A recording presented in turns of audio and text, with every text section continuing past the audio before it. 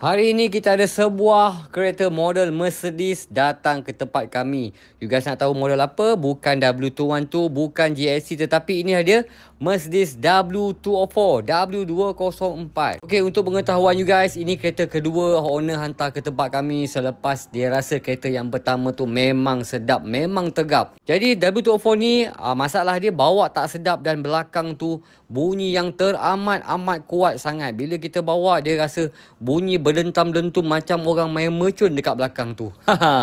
Bila kita dah test, kita terus masukkan kereta ni dekat tempat tester mesin untuk kita dapatkan bacaan ground contact. Untuk kita tengok apakah masalah absorber ni, adakah lembut ataupun masih stable. So bila kita test depan kiri 38, depan kanan 35, belakang kiri 37 dan belakang kanan 80.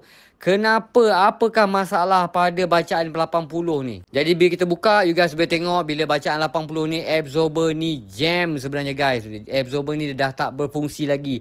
Berkemungkinan parts dekat dalam absorber tu mengalami masalah yang rosak, yang teruk sangat. Jadi untuk selesaikan masalah absorber ni, kami adakan ready stock untuk mempercepatkan proses.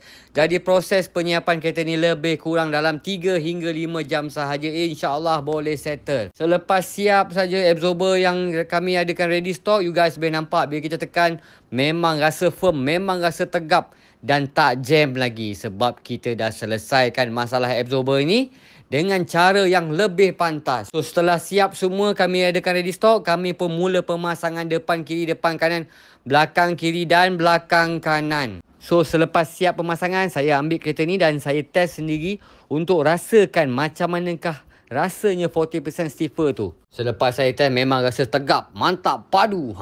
So selepas siap, selepas saya test, saya terus masuk dekat tester mesin untuk kita dapatkan bacaan. Masih adakah bacaan yang di atas 20 ataupun tidak? Jom kita tengok. You guys boleh nampak depan kiri 14, depan kanan 15, belakang kiri 15 dan belakang 16. So bacaan yang tadi belakang kanan 80 sekarang dah jadi 16. So absorber ni dah selesai masalah kereta ni. Jadi itulah dia cerita untuk Mercedes W204. Saya tahu dekat luar sana ramai yang menggunakan Mercedes W204. So you guys, kalau ada masalah absorber berbuai ataupun ada masalah bunyi-bunyi yang boleh kami settlekan, kita akan settlekan. So itulah dia cerita untuk Mercedes W204. Kepada you guys kat luar sana yang nak tahu lebih lanjut, lebih detail, senang saja caranya. You guys boleh like, follow dan share video ni. Kemudian you guys boleh masuk link di bio saya ataupun Roger nombor yang tertera di paparan skrin ni. So insyaAllah kita akan jumpa lagi guys. Yang paling penting guys, kekalkan original absorber dan insyaAllah